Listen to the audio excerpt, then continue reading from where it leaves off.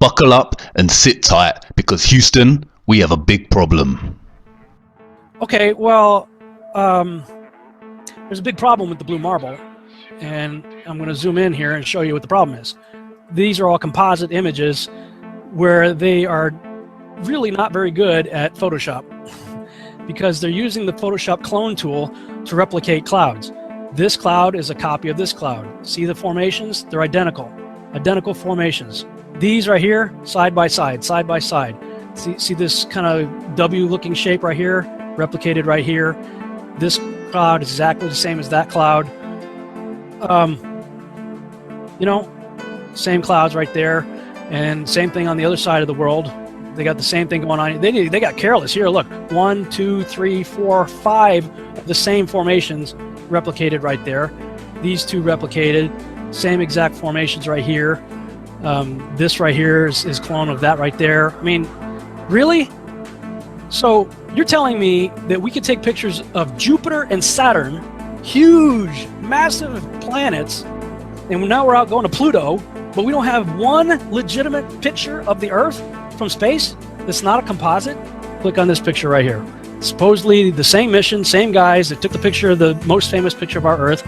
I'm going to do save image as, and let's see, Apollo Moon, let's call it Apollo Moon 17.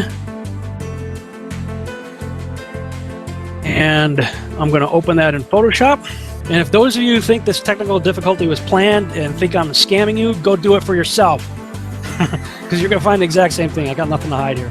This is live on the air, okay? I'm going to zoom in on the Earth in Photoshop. You see the Earth? Go to Image, Adjust, Levels, and I'm going to bring the levels over here. And I'm going to bring the levels up. Uh-oh. What is that?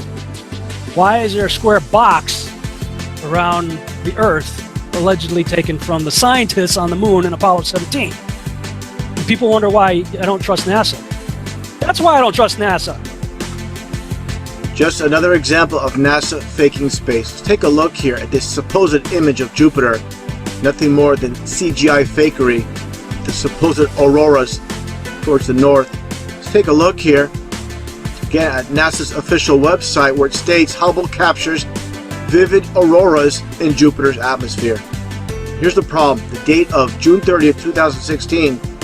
Now take a look at this. Another so-called official image of Jupiter. This one's from back in 2014. You see the problem here? Now let's take a closer look at the supposed two images provided from NASA of Jupiter.